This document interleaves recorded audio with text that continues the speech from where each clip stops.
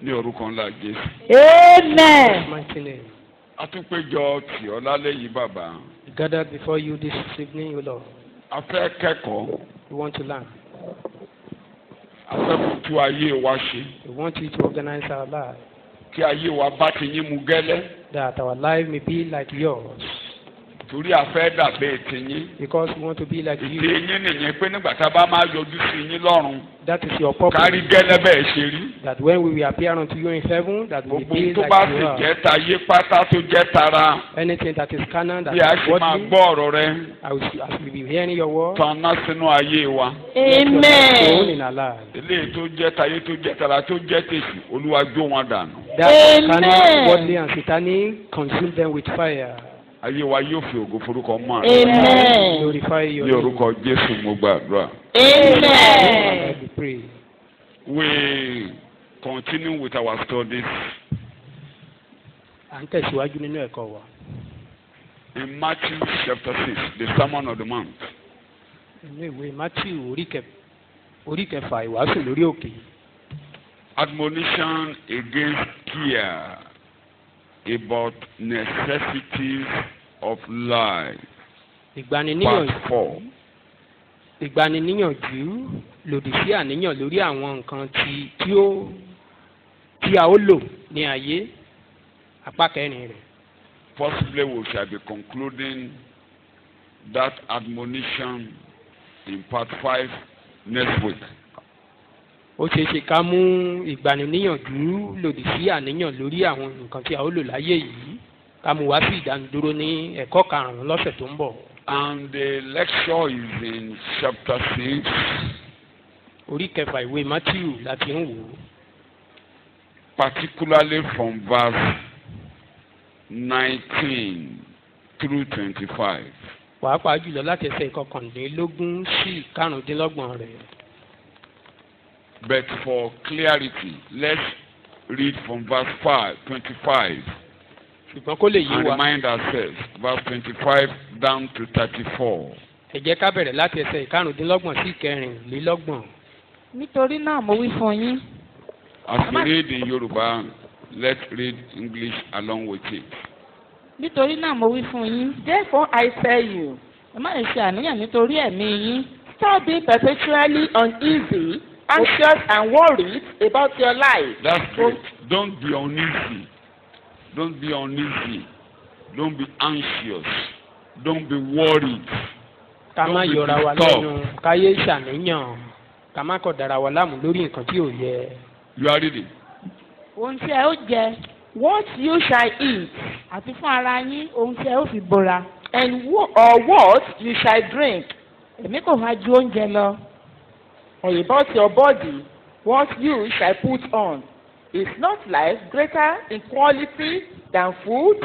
Tàbí ara ni kò ju aṣọ lọ. And the body far above are more excellent than clothing? Ẹ ṣáà wo ẹyẹ ojú ọ̀run.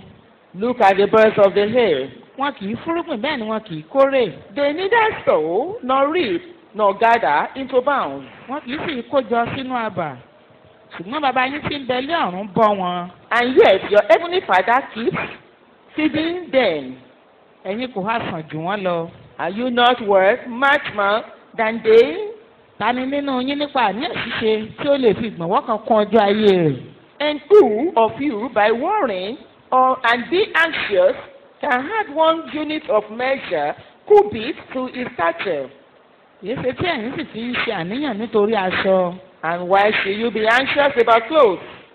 Kíyèsí lílì tí ń bẹ ní ìgbẹ́. Consider the lilies of the field. Bí wọ́n ti ń dàgbà, wọn kì í ṣiṣẹ́ bẹ́ẹ̀ ni wọn kì í ràn wó.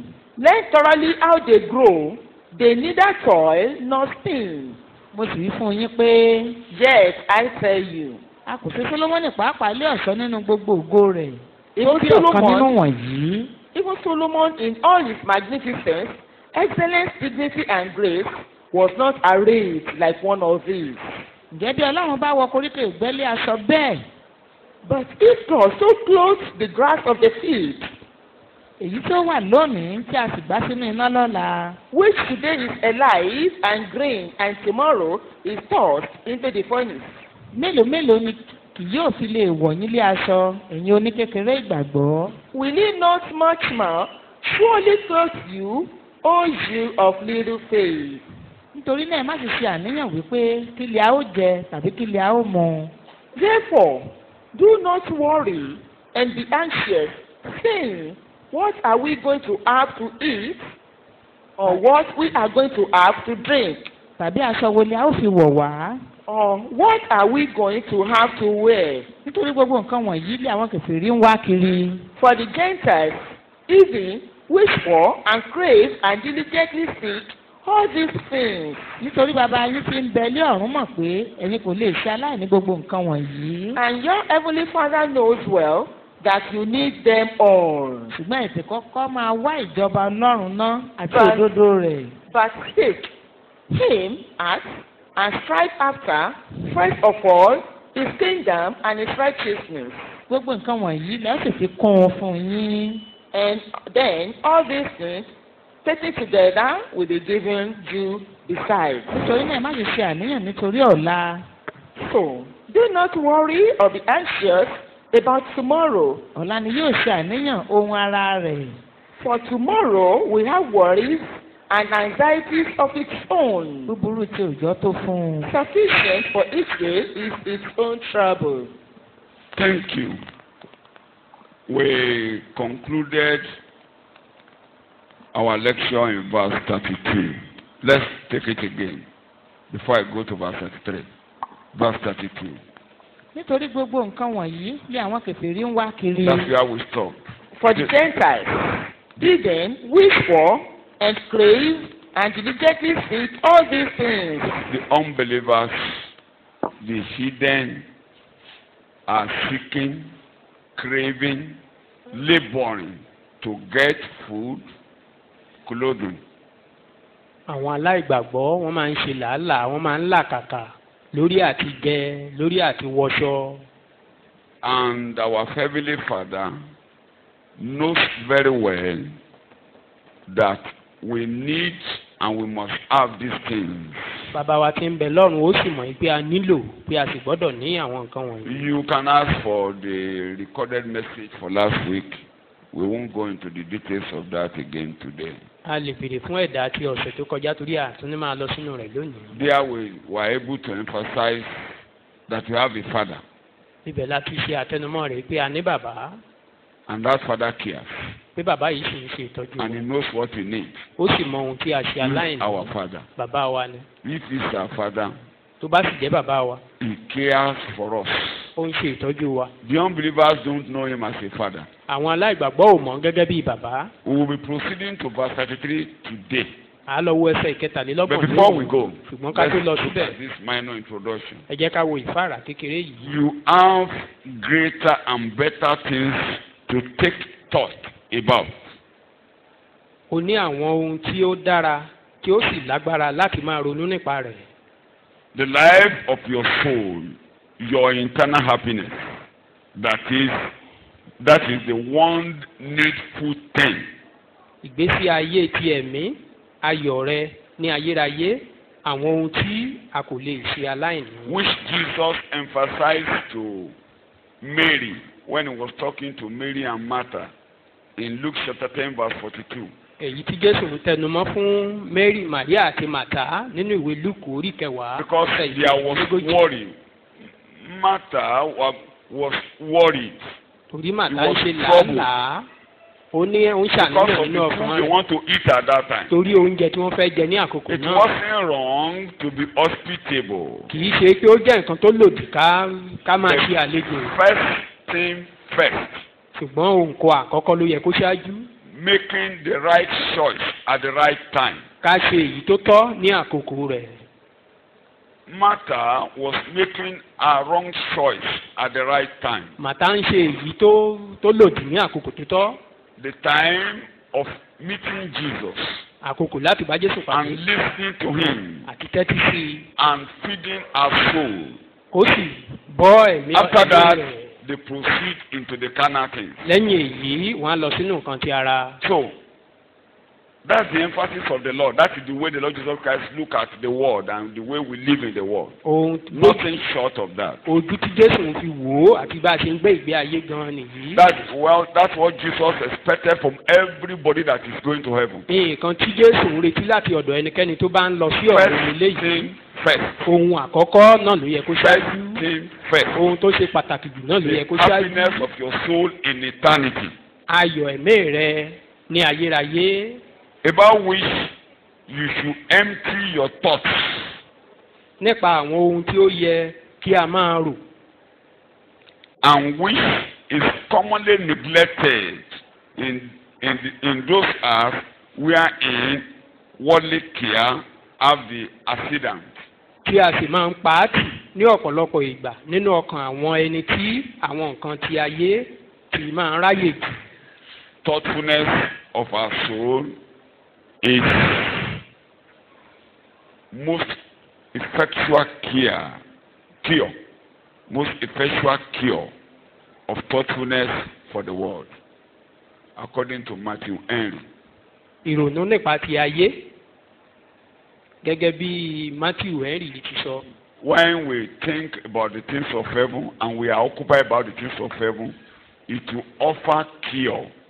It will help us to overcome worldly anxiety, worldly care. pé nígbà tá a bá ti ń ronú nípa àwọn nǹkan tọ̀run ó máa jẹ́ ìmúláradá fún ọkàn wa pàápàá lórí àwọn nǹkan ti ayé. When we are jẹ́ kí nǹkan tí ayé gbọ́kàn occupied wa. with spiritual things, tí àwọn nǹkan tọ̀run bá ti gbọ́kàn wa. it will make us to defeat or overcome worries.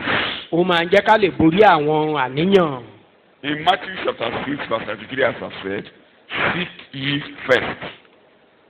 ìwé Matthew orí kẹfà ẹsẹ̀ ìkẹta. Take it in Amplified Bible Translation, verse 33 alone. ẹsẹ̀ ìkẹtàlélọ́gbọ̀n That's where we are going. rẹ̀. But ṣùgbọ́n ẹ̀ ti seek, wá ìjọba ọ̀run náà. But seek seek, him out and strive after, strive after, first of all, his kingdom and his righteousness. before any other thing, ṣáájú ohun gbogbo. first of all, ṣáájú ohun gbogbo. primus inter pares, among many other equal things, many láàárín other ọ̀pọ̀lọpọ̀ things àwọn nǹkan tó that bá are kan náà striving to possess you. tí wọ́n ń tiraka láti gba Number ọkàn wa. number one, ìkíní topmost of all things. èyí tó ga jù. You need food, Nínú you gbogbo need wọn. clothing. a nílò oúnjẹ But a nílò aṣọ. First of all, ṣùgbọ́n èyí tó ṣáájú first gbogbo of wọn. all, èyí tó ṣáájú gbogbo above wọn. any other thing, tó ga ju gbogbo wọn pátápátá. first, the kingdom of God. ìjọba ọ̀run. Take it again. But seek, aim at, Aim at. and strive after, Look at those languages. Make it your goal. Make it your objective. jẹ́ kó jẹ́ àfojúsùn. Not kó jẹ́ only èrò being ọkàn rẹ. objective. You labor for it. You What? strive for it. wàá tiraka You pé kí ọwọ́ rẹ lè tẹ̀ ẹ́. struggle for it. wàá tiraka láti pé kí ọwọ́ rẹ tẹ̀ ẹ́. Make it your goal ó gbọ́dọ̀ jẹ́ àníyàn ọkàn rẹ. and strive for it. Like Jesus told us, strive to enter the narrow gate. bí Jésù ṣe sọ fún wa We'll get there very tiraka láti wọ ọ̀nà tóóró náà. Strive to enter the narrow gate. tiraka láti wọ ọ̀nà tóóró náà. Many, I tell you, that is Luke chapter 13:24. There are many that want to enter and they will not be able to enter. ọ̀pọ̀lọpọ̀ The ló love is- gbìyànjú the wọ́n desire làkàkà is- láti wọbẹ̀ the ṣùgbọ́n aim wọn at kò it. ní lè wọ́n But- gbìyànjú But because wọ́n tiraka they don't strive at it, they cannot enter. ṣùgbọ́n torí pé wọn ò tiraka tó wọn lè wọbẹ̀. You can think about it. o lè máa ronú You nípa rẹ̀ can desire it. o lè wù ọ́ You láti may rí not be able to enter. ṣùgbọ́n kó o má lè débẹ̀. That is the kingdom of God. ìjọba ọ̀run nìyẹn. Strive above any other thing. tiraka kó o lè borí nínú gbogbo nǹkan. Make the kingdom of God your goal. jẹ́ Your kí objective. ìjọba ọ̀run kó jẹ́ And àfojúsùn strive rẹ at it. kó o Aim tiraka at it. láti mú You are ọwọ́ rẹ reading. lè tẹ̀ You ẹ́. are reading. You are reading. You are reading. You are reading. but seek, aim at, and strive after, first of all, his kingdom and his righteousness. One is kingdom. Two ìjọba rẹ̀ is righteousness. àti òdodo rẹ̀. And look at the conclusion. all these things. gbogbo nǹkan wọ̀nyí. All these things. gbogbo nǹkan wọ̀nyí. Clothing, aṣọ. food. oúnjẹ. Call it. That's all you need in the world is summarized under those two headings. gbogbo nǹkan tá a nílò nínú ayé yìí abẹ́ àkòrí méjì yẹn náà kò sí. Like Paul told us bí alàgbà Paul ti sọ fún wa. that if we have food in 1 Timothy chapter 6, when we have food and Timothy ní orí clothing, kẹfà pé tá a bá ti rí oúnjẹ àti aṣọ wọ̀. let us be contented. ká jẹ́ Let us kí be eléyìí kó satisfied. tẹ́ wa lọ́rùn. If you are struggling for any other thing and you now begin to be preoccupied by any other thing, tá a bá wá ń you will tiraka fall into temptations and trials. àbí tí nǹkan And míì bá tún wá gba ọkàn wa wound your soul ó and ṣeé ṣe lead you to perdition. ká ṣubú sínú ìdánwò tí eléyìí sì lè run ọkàn wa àbí ká ṣubú sínú So ìparun. here is from the horse's mouth. All these things. gbogbo nǹkan wọ̀nyí. Some of you could have witnessed, your life could have been a testimony to some of the things we are talking about. ọ̀pọ̀lọpọ̀ wa ìgbé ayé wa lè ti jẹ́ And the ẹ̀rí more tí nǹkan you tá à ń sọ aim yìí. at, and the more you surrender, and the more Bàbá ṣe you ń strive jọ̀wọ́ ara wa for the things of heaven, tá a sì ń tiraka pé kọ́ the láti ní more ọ̀kan tọ̀run nínú ọkàn wa. material things will be running after you. àwọn nǹkan tí ayé They mìíràn will wa run máa after tẹ̀sí you. wa. They will come to you. wọ́n á wá sí ọ̀dọ̀ wa. They will come wọ́n á wá voluntarily fúnra wọn. because you have a God that created heaven and earth and the sea and all the things we see, all the things we don't see, all the things we need, all the things that will make us to move on successfully on earth. torí pé a ní ọlọ́run tó dá ọ̀run àti ayé ní bàbá àti àwọn ohun tí a rí àti èyí tí a kò rí gbogbo nǹkan tó lè mú ká ṣe àṣeyọrí nínú ayé ìkáwọ́ rẹ̀ náà wà. Like we used to sing as young boys in Christ. bá a ṣe máa ń kọ orin kan nígbà táwọn kékeré nínú ìgbàgbọ́ Yìnyín san, pé gbogbo ayé ló wà lọ́wọ́ ìyàgbà rẹ̀. owó.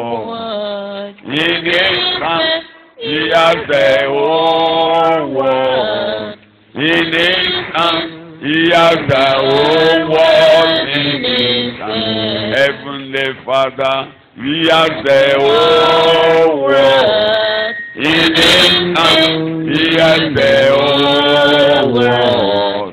Yìnyín san. Yende owo, inisa, yende owo, inisa. Because of that, torí eléyìí all these things, gbogbo nǹkan wọ̀nyí we took time to expatiate on the simple teaching. Very simple, but it is the core, the major problem of every believer from generation to generation. Very simple. àti wáyé láti ṣàlàyé jinlẹ̀ lórí ọ̀rọ̀ yìí tó We have jẹ́ been looking ìṣòro at ènìyàn it. láti ìbẹ̀rẹ̀ pẹ̀pẹ̀ ayé wá. Take time to remind yourself. Get wáyé the disc, listen to those messages, láti wúrán ara and rẹ̀ the thing létí kò sì we gbọ́ use àwọn as ìdá rẹ̀. confession under this lecture. Use it as your daily confession because ká máa lò ó ká máa you jẹ́wọ́ will rẹ̀ get lójoojúmọ́. to junctions in your life. This is where we all have difficulties in life. torí ibi tí ìkòríta ìrújú àti ẹ̀rù tọ́pọ̀lọpọ̀ máa ní nínú ayé gan leléyìí. Because we are still here torí pé a sì wà nínú ayé. and we need these things, a sì nílò àwọn nǹkan We wọ̀nyí tá à ń need sọ̀rọ̀ these nípa rẹ̀. things. a nílò wọn. but they are not priority. They are not the number one thing. ṣùgbọ́n kì í ṣe àwọn gan ló ṣe pàtàkì jù. By the time I will be concluding this lecture, I will make some few points next week by the grace of God. ìgbà tá a bá máa parí ẹ̀kọ́ yìí máa sọ àwọn kókó. When you have these things, you will drop them. tá a bá ti wá ní àwọn nǹkan wọ̀nyí tán àtúnjọ̀wọ́ wọn. You will drop them. àájọ̀wọ́ wọn lọ́jọ́. And they will never lead you to eternity. wọn sì lè mú wa dé ayérayé. They have no part in eternity. wọn kò sáyè They fún are wọn ní ayérayé just pẹ̀lú. here. fún ayé níbí nìkan náà wà fún. May any of these things not debar you from going to eternity. ọlọ́run ò ní jẹ́ kí I say èkan nínú àwọn nǹkan any wọ̀nyí of kó these dí wa lọ́wọ́ àti dé things ayérayé. not debar you from going to eternity. pé ìkọ̀ọ̀kan nínú àwọn nǹkan wọ̀nyí kò ní jẹ́ ìdènà fún wa láti dé ayérayé. They are not the priority of your life. wọn kì í ṣe èyí tó ṣe pàtàkì jù fún ayé wa. They are not the first. wọn kì í ṣe àkọ́kọ́ They are pẹ̀lú. not the first. wọn kì í ṣe ohun àkọ́kọ́. They are just subordinate. àfikún ni wọ́n. Our Lord commands us to avoid worldly anxiety. olúwa wa pàṣẹ He fún wa also gave láti us yàgò fún àníyàn ayé. positive meat. ó of achieving this. ó sì tún fún wa ní Not ọ̀nà just teaching. tí a ó He gbà gave láti ṣe us èyí. what to do. ó kì í ṣe How tó to kọ́ go wa about it. ó ṣàlàyé bá a ṣe Not ṣe nǹkan tá a ní láti ṣe àti bá a ṣe ṣe é. not instruction. It's not a law. kì í kàn ṣe pé kó máa fún wa ní òfin He gave ṣùgbọ́n ó kọ́ wa us the means of achieving this objective. ọ̀nà bá a ṣe lè ṣe Number one. nǹkan wọ̀nyí. ìkíní, In nothing, be anxious. In nothing, be anxious. ẹ má ṣe àníyàn ohunkóhun. In nothing, not your children, ẹ not má your ṣe clothing, àníyàn not your ohunkóhun. house. kì í ṣe ọmọ, Nothing, kì í ṣe aṣọ, nothing. kì í ṣe ilé rẹ. Just forget it. Don't be worried. ká má ṣe àníyàn Don't be ohunkóhun. disturbed. ká má jẹ́ kí ohunkóhun kó dí ọkàn wa lọ́wọ́. Show no apprehension about tomorrow at má all. tiẹ̀ ronú pé kó o má gbé Forget ọkàn about sókè it. nípa ọ̀la. They now encourage us. Ó In wá ń gbà wá níyànjú. everything, in everything, mọ́ nínú ohun gbogbo. in everything, nínú ohun gbogbo. from your body to your soul, to your relations, to the material things you are going to use, láti to the ara things that ilé are wa, causing fear, èèyàn wa àti that is àwọn causing fear. ohun kan wọ̀nyí tó ń bà wá lẹ́rù. Like I said, the greatest fear is fear of tomorrow. Fear of tomorrow. Fear ẹ̀rù of tomorrow. tó ga Fear of jù tomorrow. ní ẹ̀rù ọjọ́ ọ̀la. In everything, nínú ohun gbogbo. in everything, Nínú nothing ohun is too gbogbo. small, kò sí and ohun tó nothing kéré o. is bigger. kò Nothing sí is èyí tó bigger tóbi. than the Lord to care for you. kò sí èyí tó Nothing kéré is tàbí too nǹkan tó small tóbi to present to fún Him. Olúwa láti ṣe tẹ̀sí láti tẹ́kọ̀ọ́ níwájú rẹ̀. nínú ohun gbogbo Let your request. ká máa fi ẹ̀bẹ̀ wa hàn. If you really have a request, tá a bá ní ẹ̀bẹ̀ kẹ́bẹ̀, if you really have a request on anything that wants to bother your heart, tá a bá ní make a ẹ̀bẹ̀ request. lórí ohun tó ń da ọkàn wa make a láàmú, request. He's the only one that can listen to you. òun nìkan lẹni tó lè tẹ́tí sí wa. He knows you. ó mọ̀ wá, He knows what you want to do. He knows where you are going. ó mọ ohun He tá a fẹ́ knows ṣe, ó your mọ ohun tá a ń beginning. lọ, He ó knows mọ your ìbẹ̀rẹ̀ end. wa, ó He mọ knows òpin wa, tomorrow. ó He mọ knows ọjọ́ ọ̀la, everything. ó mọ ohun So gbogbo. in everything that nínú concerns ohun gbogbo, you, in everything nínú ohun gbogbo that can disturb you. tó lè máa yọ wá lẹ́nu. If God will, I've been saying regularly, if Good God man, will bring fellow. human being to you to help you, tí Ọlọ́run bá máa lo ènìyàn láti ràn ọ́ he lọ́wọ́, that would direct them. òun lá darí irú ẹni bẹ́ẹ̀ sí ọ. You can make your request to so many people and you'll be disappointed. o lè fi ẹ̀bẹ̀ rẹ, o lè tẹ́pẹ́pẹ́ ẹ̀bẹ̀ rẹ fún ọ̀pọ̀lọpọ̀ ènìyàn kan sì dójú tì ọ́ àbí kan kù ọ́ lọ́nà. Because the people you are requesting things from, they too have their own anxiety. àwọn tó ń béèrè nǹkan lọ́wọ́ wọn, àwọn gan wọ́n ní àníyàn tí They wọ́n have lọ́rọ̀, their own problems. wọ́n ní ìṣòro tí Or wọ́n, their, let me call it their challenges. wọ́n ní ìpèníjà tí wọ́n. And you may not know what they are passing o through. sì lè má mọ̀, o lè má mọ̀ ohun tí wọ́n ń là kọjá. But it takes God Ọlọ́run nìkan to listen to you attentively. ló lè tẹ́tí sí wa bó ti tọ́ àti bó ti And he yẹ. will listen. á sì tẹ́tí sí ọ, He will listen. á tẹ́tí sí ọ. And he's waiting to hear you. ó sì ń dúró láti gbọ́ látọ̀dọ̀ He rẹ. wants to hear your request. ó fẹ́ gbọ́ ẹ̀bẹ̀ àdúrà rẹ. Take note. kíyèsí eléyìí, He's here because of you. ó wà níbẹ̀ torí tìrẹ. Created the world because of you. ó dá ayé tì torí tiwa. And he's sitting majestically on the throne because of you. ó sì jókòó He sent lórí Jesus ìtẹ́ pẹ̀lú Christ ọlá down rẹ̀. because of you. ó rán Jésù Kristi sínú And ayé tì Jesus torí Christ tiwa. became the first person to enter heaven. Jésù To ń present jẹ́ our case to God. Jésù ń jẹ́ ẹni àkọ́kọ́ láti He wọ didn't go ọ̀run there láti for gbé himself. ẹ̀bẹ̀ àdúrà wa He káwájú bàbá. went to God to give us an open door. ó lọ sí ọ̀dọ̀ bàbá láti ṣílẹ̀kùn fún wa. And when you have an open door to God, tàbá sì ti no sílẹ̀kùn. doors on earth can be closed against you. níwọ̀n ìgbà tílẹ̀kùn bá ti ṣí sílẹ̀ fún wa níwájú bàbá, kò sí ilẹ̀kùn Without tó lè Christ, tì mọ́ wa. there is no open door. láì sí Jésù. I am going to prepare a place for you. mò ń lọ láti lọ pèsè àyè sílẹ̀ fún. Let not your heart be troubled. ẹ má ṣe jẹ́ kí ọkàn yín kí ó dàrú. Sister, let arábìnrin, not your heart be troubled. má ṣe jẹ́ kí ọkàn rẹ kí ó dàrú. About that child, nípa ọmọ let yẹn, not your heart be troubled. má ṣe jẹ́ kí ọkàn rẹ kí ó dàrú. Brother, arákùnrin, that house rent is not too bigger than God. owó ilé tó ń gbé yẹn kò ga ju Ọlọ́run lọ.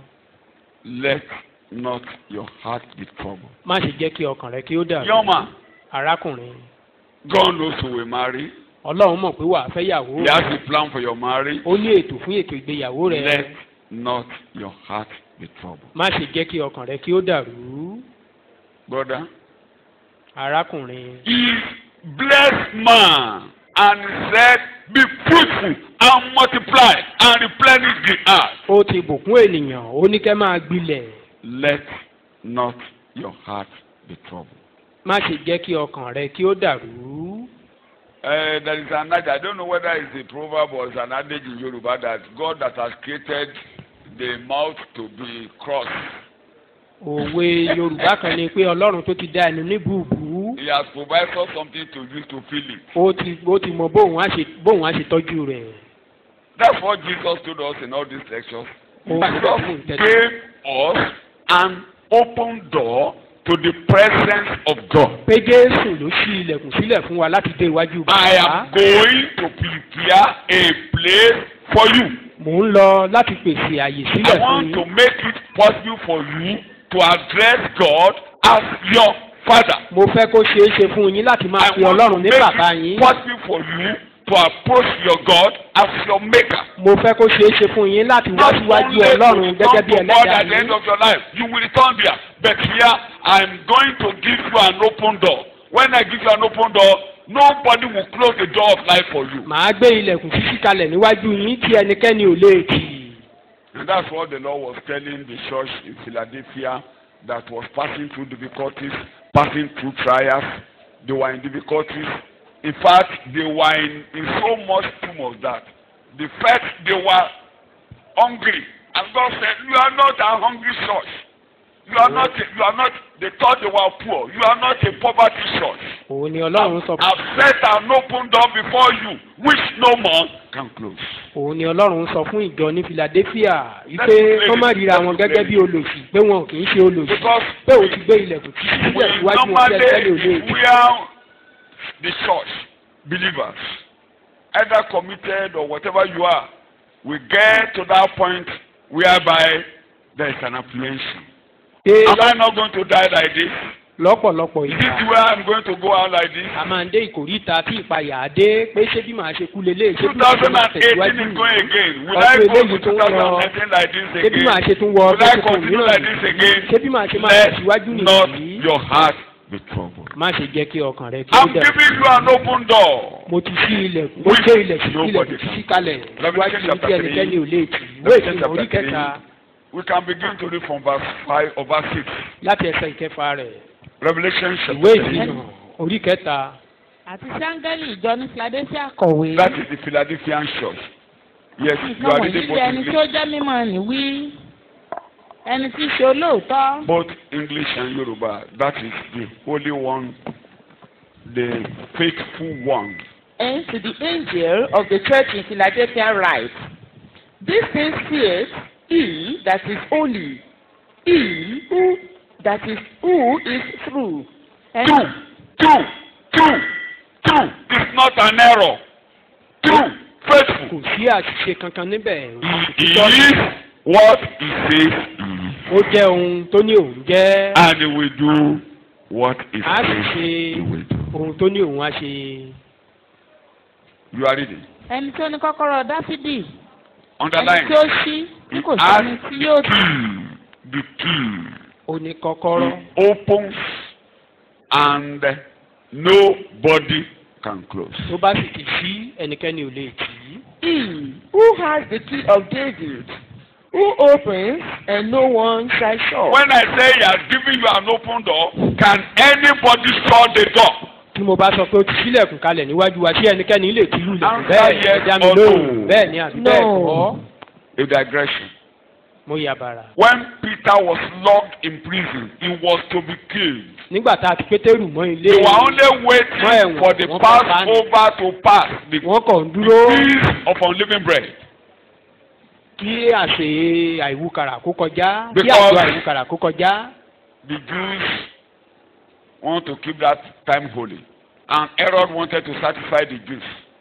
He kept him in prison. Hẹ́rọ́dù mọ̀ọ́mọ̀ fẹ́ tó àwọn ó fẹ́ tẹ́ àwọn Júù And the God of open door, even though he was kept in the midst of contact of soldiers, the door was locked, he was in chains, there was a gate, first gate, second gate, everything padlocked, everything padlocked. bó tilẹ̀ jẹ́ pé àárín àwọn ọmọ ogun ló wà wọ́n dè ní ṣẹ́kẹ́ṣẹkẹ̀ wọ́n ti ilẹ̀kùn kínní wọ́n ti ilẹ̀kùn kejì gbogbo rẹ̀ dí pínpínpín. Just at the end that the God of heaven made Saul, King Saul, Abner the army, the leader of the army, and all about 300 or 3,000 soldiers or that was there, God caused them to sleep. Gẹ́gẹ́ bí Ọlọ́run ṣe mú Sọ́ọ̀lù ọba tó mú kó sùn àti àwọn àti bí ọdún ọmọ ogun tó wà pẹ̀lú gbogbo wọn sùn títí tí Dáfídì fi débẹ̀. The Lord will paralyze your enemy like that in the name of Jesus. Ọlọ́run àti àkọ́kọ́ rẹ̀ di àrọ̀ They gẹ́gẹ́ will bẹ́ẹ̀ sleep lórúkọ off Jésù. and you will suffer and you will pass. Wọ́n sùn wá ti ṣàṣeyọrí kan tó So that tàbí. night, the Megad, everybody paralyzed. They slept off. The Lálẹ́ angel of ọjọ́ the tí a Lord. sọ yìí gbogbo àwọn ọmọ ogun pátápátá wọ́n ti rọ̀ sílẹ̀. You are the target of God. Ìwọ gan-an ni Ọlọ́run ní àfojúsùn. What am I talking about? You are God's target. Ìwọ gan-an ni àfojúsùn Ọlọ́run. Let me use my language. You are. I used to say it before God that I am the principal character. You are looking for me. Pé èmi gan-an ni ìwọ gan-an ni ẹni tí Ọlọ́run ń wá. God is not interested in the chains and all the keys and Ọlọ́run ò ní nǹkan kan ṣe pẹ̀lú ṣẹ́kẹ́ṣẹkẹ̀ àti àwọn àgádágodo tí wọ́n ti market bẹ̀rẹ̀ sí. forces. It doesn't have nothing to do with witches and wizards. Àti gbogbo ariwo ọjà àwọn All ìjẹ́ those lórí who are there, they were there. The angel of the Lord was gbogbo àwọn tó wà níbẹ̀ wọ́n wà only níbẹ̀ looking áńgẹ́lì for Ọlọ́run kọ̀ somebody. síbẹ̀. Only somebody. Ẹyọ ẹnìkan lọ́lọ́run ń wá. Who is God looking for in Talẹ́ni this church tọ́lọ́run ń wá tonight? nínú ìjọ yìí Who lálẹ́ is yìí. God looking for in this church tonight? Talẹ́ni tọ́lọ́run ń wá lálẹ́ yìí. Who is God looking for tonight? The angel of the Lord just came there and said, I'm sorry, madam. Áńgẹ́lì Ọlọ́run kọ̀ débẹ̀ ó fọwọ́ lù ú. What happened to the chain of Peter? Kí ló ṣẹlẹ̀ sí gbogbo ṣẹ́kẹ́ṣẹkẹ̀ What tí wọ́n happened fi to all Pétérù? the chains of Peter? Kí ló ṣẹlẹ̀ sí gbogbo Only ṣẹ́kẹ́ṣẹkẹ̀ rẹ̀? interested in that song and he came and he touched him. Peter, I'm interested in you. Ó kàn fọwọ́ kàn án Pétérù ìwọ ni àfojúsùn mi. Did he touch the chains? Ṣé ó fọwọ́ kan ṣẹ́kẹ́ṣẹkẹ̀? Did he touch the chains? Tí áńgẹ́lì fọwọ́ kan ṣẹ́kẹ́ṣẹkẹ̀. What happened to the chains? Kí ló ṣẹlẹ̀ sí ṣẹ́kẹ́ṣẹkẹ̀? Whatever is holding you down will be loosened tonight in the name of Ohunkóhun tó bá tì ọ́ kó máa di títú ní àṣálẹ̀ yìí lórúkọ Jésù. We are here on your feet. Jesus, we are here. Jesus, we are here. We are here for you. Jesus, We are here. Savior, we are here. Holy Ghost, we are here. We are I am here for you. sọ fún pé o wà níbí mo wà níbí fún Olúwa láìlò rẹ̀ tó sọ bẹ́ẹ̀. Mo You wà are níbí after my fún soul, you Olúwa. are after my life. Èmi ló ń wá. Jesus, we are here. Touch it for prayer. Lay your hand upon me tonight. I'm here in your presence. Lay your hand. Jẹ́ kó gbọ́ pé o wà níwájú rẹ̀ ní àṣálẹ̀ yìí.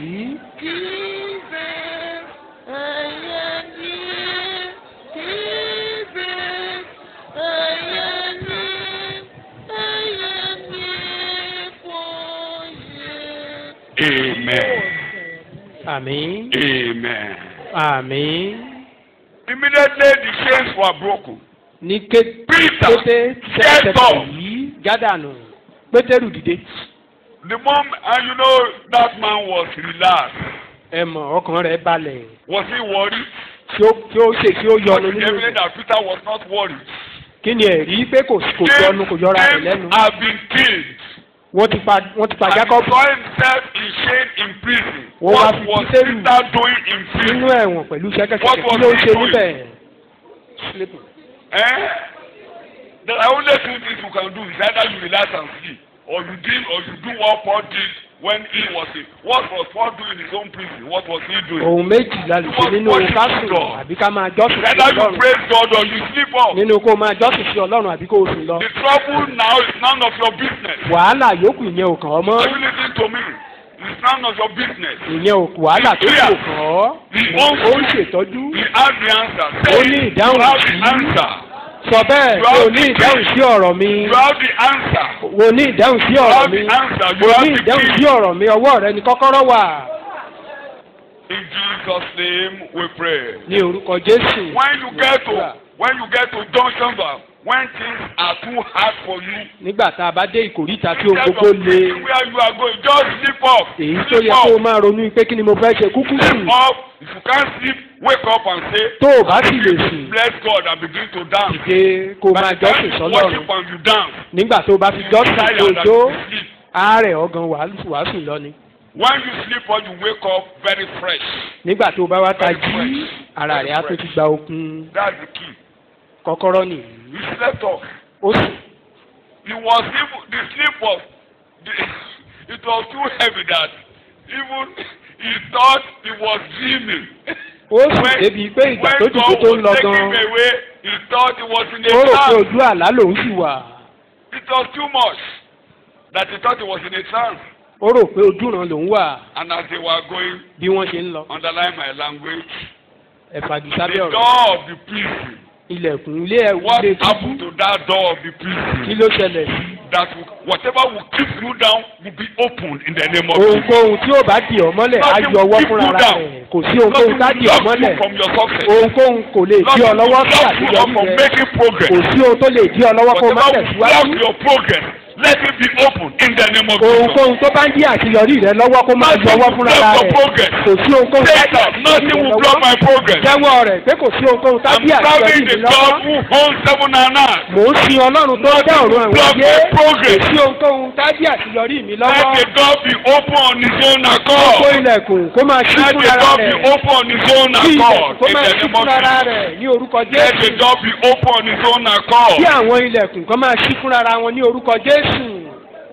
In Jesus' name, we pray. ní orúkọ Jésù. So when you read it, tabaka. after that door, first gate, the lẹ́yìn Bible ilẹ̀kùn declares yìí it opened on its own accord. ó ṣí Second fúnra rẹ̀. gate, it ilẹ̀kùn opened kínní ilẹ̀kùn on kejì its own accord. wọ́n ṣí fúnra wọn. And Peter was brought to the street. Pétérù wá jáde sí gbangba And ìta. when the angel saw that he had helped him sufficiently, nígbà tí áńgẹ́lì yìí tóun ti ràn án lọ́wọ́ tó. very close to the house of Mary, nígbà tó ń so mọ́tò sí ilé Màríà. the mother of John Mark, where your colleagues are. ó júwe fún ibi tí àwọn arákùnrin wà nìyẹn. If you are that angel, tó bá jẹ́wọ́ ni where will áńgẹ́lì you lead Peter? ibo ni wàá mú Will Pétérù you lọ. bring him to the church? If you are the one that tó bá has jẹ́wọ́ ni áńgẹ́lì to go and release Peter, ṣé wàá mú wá sínú as ìjọ. a human being, where will you take gẹ́gẹ́ him? bí ènìyàn ibo ni wàá mú lọ. Some of you will say, church, this is not the time for prayer. This is not the time for church. ọ̀pọ̀lọpọ̀ á sọ pé kì í ṣe àkókò àdúrà rárá leléyìí o. Where did they bring Peter? ibo náà mú Pétérù lọ. Church number one. ìjọ ni àkọ́kọ́. Church is number one. ìjọ ni àkọ́kọ́. Number last. òun ló sì Number kẹ́yìn. one. òun ni àkọ́kọ́. Fellowship is number one. ìdàpọ̀ ní Whatever is àkọ́kọ́. driving you from the brethren is not the hand of God. ohunkóhun tó bá ti ń Go ṣe and kúrò meet your láàrin àwọn brethren. ará. Go and join your ìwọ Ọlọ́run lọ brethren. darapọ̀ Go mọ́ and àwọn join your arákùnrin. brethren. lọ darapọ̀ mọ́ àwọn ará. The church is the only major place of comfort for you.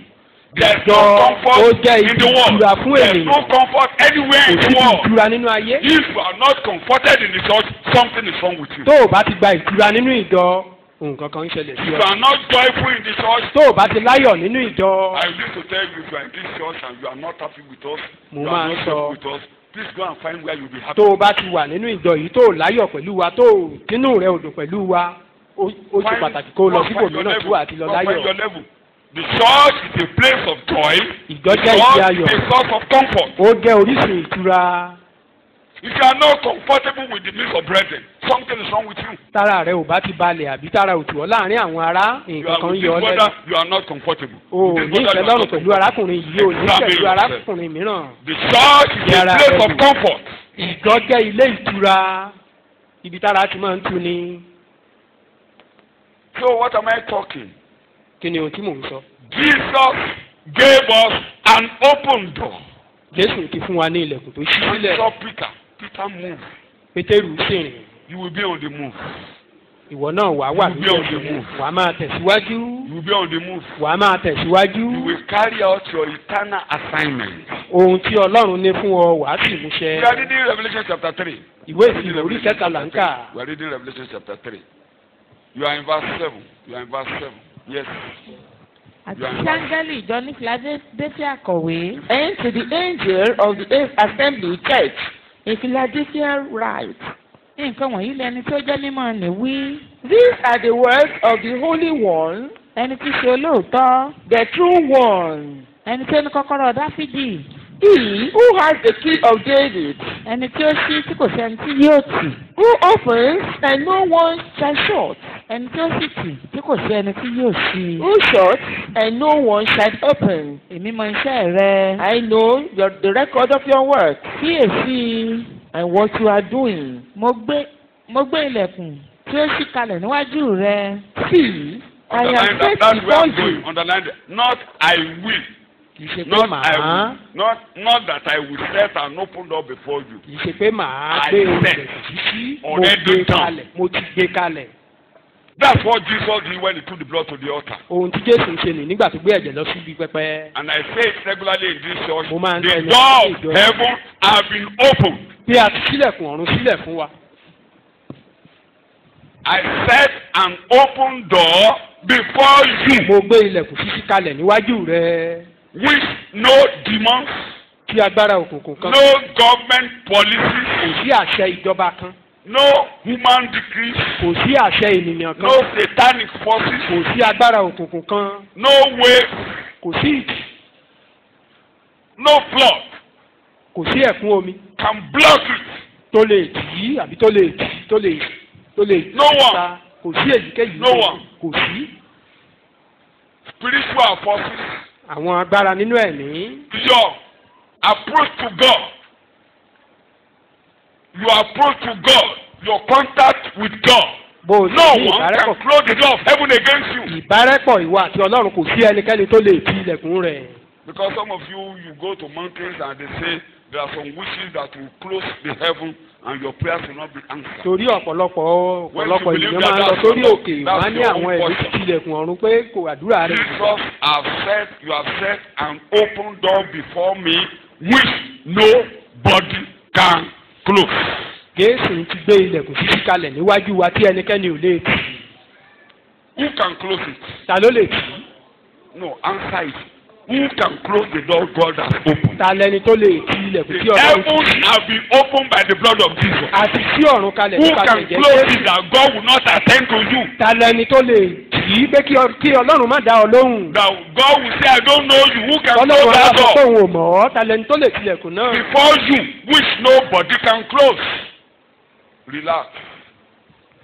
fara rẹ balẹ̀. So you can approach God and say, God, I am here. This is my o voice. ti ráyè síwájú Ọlọ́run And láti when sọ you pé do that, Olúwa you èmi will nìyí. release. When you are released, when you are Tó o bá released ti in jọ́sìn prayer, sí Ọlọ́run, ara rẹ á balẹ̀. 99% of Nínú that àdúrà. problem is already solved. tára rẹ bá ti balẹ̀ nínú ilé àdúrà ìdá mọ́kàndínlọ́gọ́rùn-ún ìṣòro tó o ní ti pòórá. All you need is to approach God. That ohun is the tó o door. nílò The ní door, kó the o door is ráyè síwájú Ọlọ́run. set an open door before you. mo gbé ilẹ̀kùn tó ṣí kalẹ̀ níwájú rẹ Nobody can. tí ẹnikẹ́ni kò lè tì.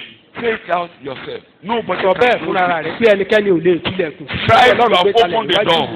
Jésù ò ti Say with tilẹ̀kùn your náà. mouth. Nobody can close kò it. sẹ́ni tó lè tì í. No government policy can close kò it. sí àṣẹ ìjọba kan No tó lè tì í. crisis can close it. kò sí àyídáyidà kan tó lè tì í. No difficulties in the world can close the kò sí door. ìṣòro ayé kan tó lè tì í. Sin forces or sin forces cannot close the door. ẹ̀mí tí a rí àbí èyí tí a kò ní Jesus wọn. that has opened the door of heaven. Jésù ti ṣílẹ̀kùn ọ̀run sílẹ̀ fún Nobody wa. can close it. ẹnikẹ́ni ò lè Nobody tì can í. close kò it. sí ẹni tó lè Nobody tì can í. close it. ẹnikẹ́ni ò lè tì í. Nobody can close kò it. sí ẹni tó lè tì í.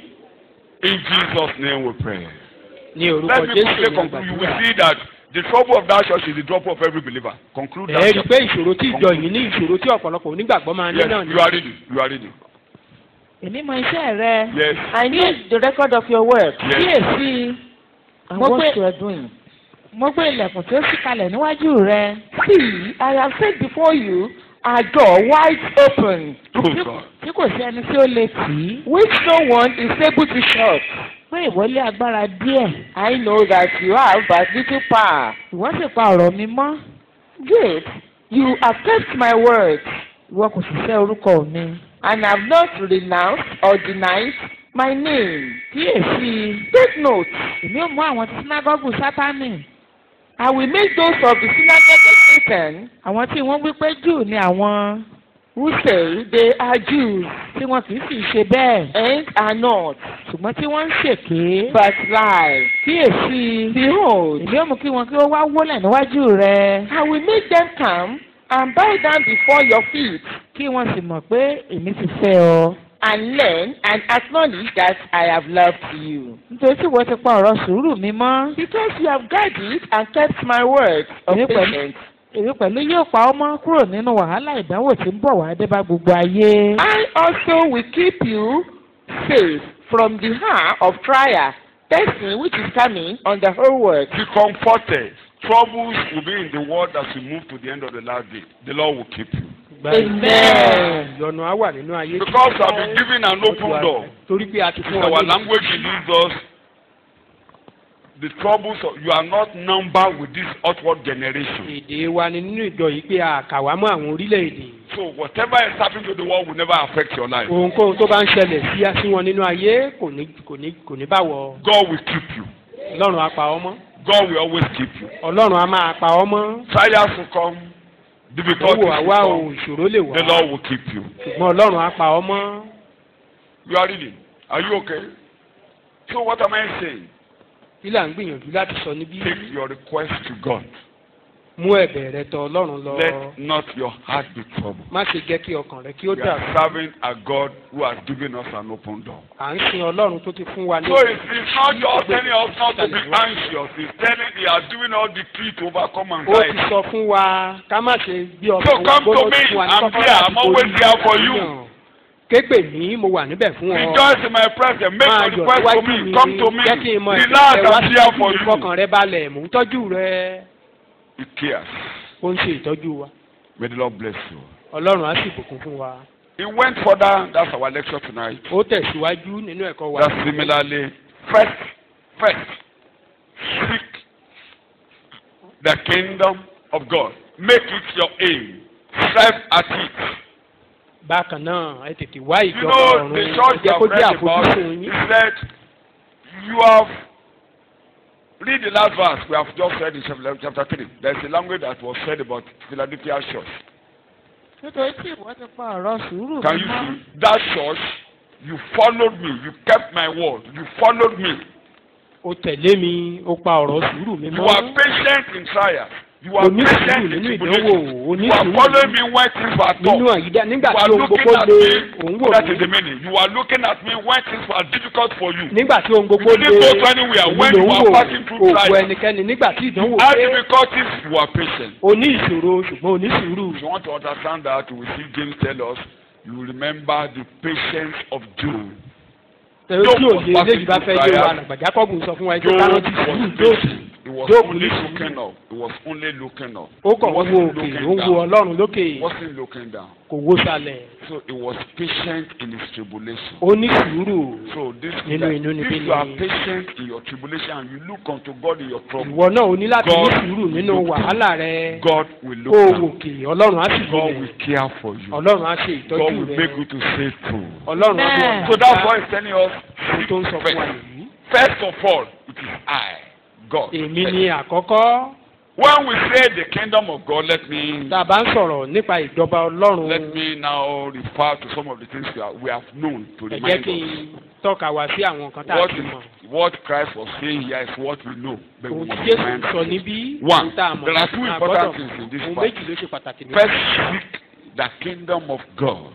ẹ ti kọ́kọ́ wá ìjọba And when we ọlọ́run. talk about the kingdom of God, I've said it in previous lectures that tàbá sì he's sọ̀rọ̀ talking nípa about ìjọba the ọlọ́run. reign of Christ in man. ó ń sọ̀rọ̀ nípa The Messianic ìjọba reign, the Jésù Messianic nínú kingdom. ènìyàn, ìjọba mìsáyà. Matthew chapter 3, verse 2, ìwé Mátíù orí kẹta ẹsẹ̀ ìkejì. to help us. Matthew 3, 2. Mátíù orí kẹta ẹsẹ̀ ìkejì. Let's read that for.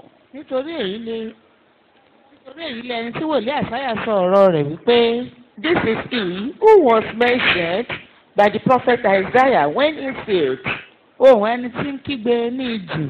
the voice of one crying in the wilderness, ẹ tún ọ̀nà olúwa ṣe. prepare the road for the Lord, ẹ ṣe ojú ọ̀nà rẹ̀ tọ́. make his highways straight.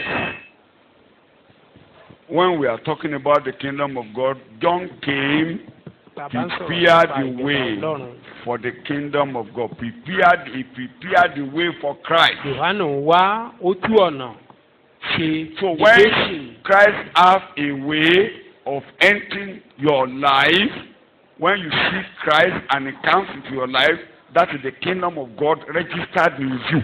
Nígbà tá a bá ti múra tí Jésù sì wọ inú ayé wa, ìjọba Ọlọ́run lélẹ́yìí nínú ayé wa. One, let me to make it short or brief. To endeavor to be admitted into it. Láti tiraka láti wọ̀ ọ́. For us to be admitted into the kingdom of heaven and share the privileges and duties of His subjects. Àti láti jẹ àǹfààní àti láti ṣe ojúṣe àwọn tí yóò wọ̀ ọ́. Anybody that is admitted into God's kingdom and is now sharing, being a partaker of the privileges of the kingdom, has nothing to fear. Ẹnikẹ́ni tó bá ti tí a bá ti gbà wọlé sínú ìjọba Ọlọ́run Kristi ọ̀kàrẹ̀ kò ní ohun tó àǹfààní ìjọba. We will have the privilege of benefiting from the kingdom of Christ. So all the things the Gentiles are seeking out is none of your business. Gbogbo làálàá gbogbo àníyàn ayé yẹn kápáàtì yẹn ò kàn wá mọ́. Àjẹmọ́nú wà fún wa tí a bá ti wọnú ìjọba. You have some benefits when you enter into the kingdom. Àjẹmọ́nú wà fún ẹni tó bá ti rí gbàlà tó wọnú ìjọba. There are some benefits for those who enter. Only make sure you are saved and you are part of the kingdom. Ṣáà rí pé o di ẹni ìgbàlà tó kó o sì darapọ̀. Into the kingdom. Jẹ́ kó gbà ọ́ wọlé síbẹ̀. Simple childlike surrender and faith. In the Beatitudes which you have already seen, He had already told us how to seek or be admitted into the kingdom. Nínú ìwàásù orí òkè tá a ti wò, ó ti sọ fún wa bí a ṣe máa ń wá tàbí bí a ṣe lè. The poor in the spirit will be admitted into the kingdom. Pé òtòṣì ní ẹ̀mí ni a ó gbà sínú spiritual destitution. Those who know they need help, those who cannot help themselves, those who cannot carry their load, those who know they cannot help them. Poverty means you cannot help yourself. Àwọn ẹni tí ò lè ran ara wọn lọ́wọ́. Thank you very much. And they are looking to better their condition. Wọ́n sì ń wá ọ̀nà tí ipò wọn á fi yí padà. You want your status to change. You don't want to go like this. Láti kí ipò rẹ kó yí padà, o fẹ́ tẹ̀síwájú bí eléyìí. We are talking of the spiritual now. À ń sọ̀rọ̀ nípa ti ẹ̀mí báyìí. You want things to change. Òun fẹ́ kí ìyípadà ó dé bá ayé rẹ. Thank you very much. Elsewhere I talk of a broken heart. Níbo mìíràn ó sọ̀rọ̀ nípa òtòṣì ní ẹ̀mí. Thank you very much. A broken heart. Somebody whose heart is moved, who wants to be healed, who knows that he has a body. Ẹni tó mọ̀ pé òun ní fashion of the soul and the spirit. Ṣùgbọ́n ó sì fẹ́ tẹ́ ọkàn ara rẹ̀ àti ẹ̀mí rẹ̀, òun fẹ́ ìtẹ́lọ́rùn fún wọn. There is a hunger in your soul for reality. Òǹgbẹ wà nínú ọkàn rẹ fún èyí tí ń ṣe òtítọ́. A little digression. Mo yà bàrà díẹ̀. Many of us in our former religious organization, we know that this is not the way. Something in us will be telling you this is not the way to worship God. Ọ̀pọ̀lọpọ̀ wa nínú ìjọ wa àtijọ́ a mọ̀ yí pé nǹkan kan máa ń sọ ní ọkàn wa ṣé kìí ṣe ọ̀nà àti sin Ọlọ́run lélẹ́yìí bó tilẹ̀ jẹ́ pé à ń ṣe o. For a better day. Ṣùgbọ́n nínú ọkàn wa lọ́hùn-ún a máa pòǹgbẹ́ pé ó dàbí ẹni pé ọ̀nà tó sì dára ju ìgbésí wa ṣùgbọ́n àmọ́. But the moment somebody gave us the gospel and we are invited. Ní kété tí ẹnìkan bá ti fi ìrere lọ̀ wá tá a sì gbà á. The longing of our soul has been met and we are satisfied. Ìnàgà ọkàn wa yìí àbá àpàdé a sì gba ìtura. So Jesus said the first thing we should look for is to satisfy the hunger of your soul. Jésù ní ohun àkọ́kọ́ tá a kọ́kọ́ ní láti wá ní láti tu ìnàgà ọkàn wa yìí lọ́rùn. Look at Nicodemus got up in the night. He wanted his soul to be satisfied. Ẹ wo Nicodemus. He got up in the night and he went to meet Christ. Ó dìde lóru. Ó fẹ́ tẹ́ ìnàgà ọkàn rẹ̀ lọ́rùn. Ó lọ bá Jésù lórí. To be met.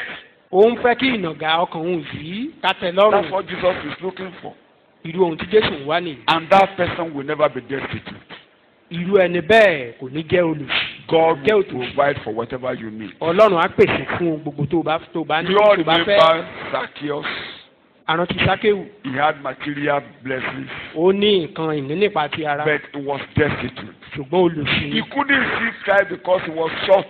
kò lè rí Jésù torí pé ẹni kúkúrú ni. He wanted to see Christ. He didn't even know that Jesus would pay attention to him.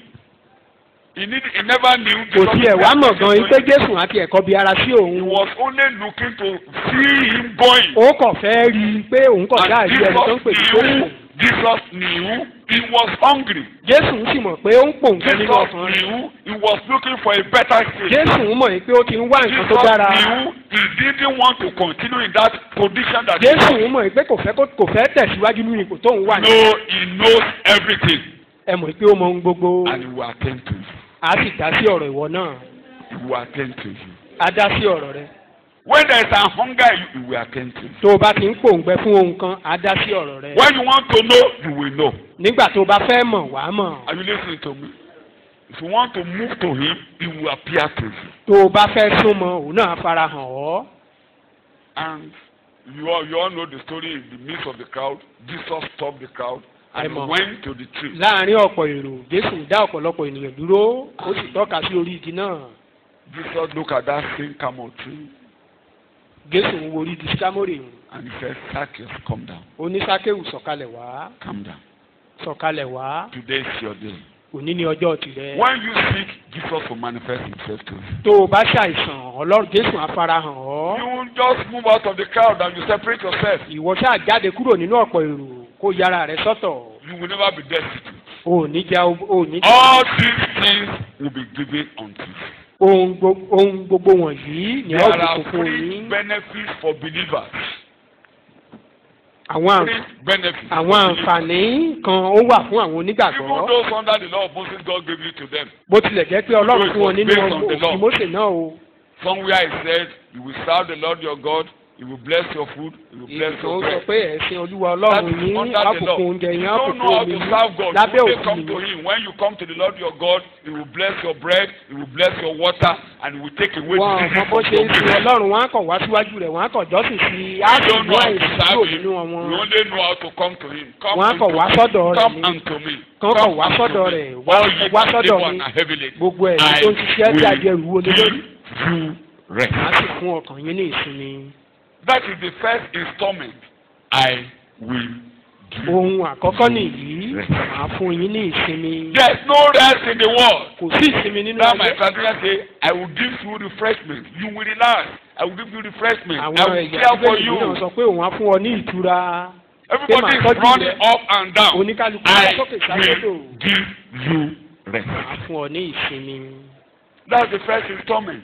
Nǹkan àkọ́kọ́ When you have a rest in your soul, tẹ̀mí rẹ bá ti gba every other thing will follow. gbogbo yòókù á You will tẹ̀lé. be able to see clearly. Wàá lè ríran You kedere. know what to do. You know where Wàá to mọ ohun tó go. yẹ láti ṣe, wàá mọ ibi tó tọ́ When láti you have lọ. a rest in your soul, Tó o it's bá the ti ní first ìsinmi fún ọkàn installment rẹ. that will overcome diseases. Ìyẹn nǹkan Are you àkọ́kọ́ listening to me? nìyí pé o ti dájú pé wàá You borí will be free àìsàn. from stress Wàá gbòmìnira kúrò lọ́wọ́ and làálàá. sleep soundly. Wàá When you sleep Ohun rẹ̀ á soundly, dì- ohun you rẹ̀ á will dùn. eat well. wàá sì jẹun dáadáa. Are you listening to me? Bí ẹ̀ ń gbọ́ mi. When you eat well, you become strong. Tó o bá ti jẹun dáadáa, wàá lókun. Shout hallelujah. Ẹ̀kẹ́ hallelujah. Anything that is disturbing your rest, Ohunkóhun tó bá ti ń bí ìsinmi rẹ lọ́wọ́, anti the kingdom of God. ó lòdì sí ìjọba ọ̀run. It's against the kingdom of God. Ó lòdì sí ìjọba When ọlọ́run. you are not having a rest in your soul, seek the kingdom of God. Tó o bá ti ní ìsinmi fún ọkàn rẹ, Find a time kọ́kọ́ wá with God. ìjọba ọlọ́run. Wá àyè And níwájú ọlọ́run. relax in the presence of Kó o God. farabalẹ̀ níwájú You ọlọ́run. will have rest for yourself. Wàá sì ní ìrírí ìsinmi fún ọkàn rẹ. Come down. Today salvation will enter you. Sọ̀kalẹ̀ lónìí ni ìgbàlà yóò wọlé rẹ. Today the Lord will give you rest. Ọlọ́run á fún ọ ní ìsinmi. I said the Lord will give you rest. Mo ní Ọlọ́run á fún ọ ní ìsinmi. Even under the Old Testament, look at the way God took care of Rahab the harlot.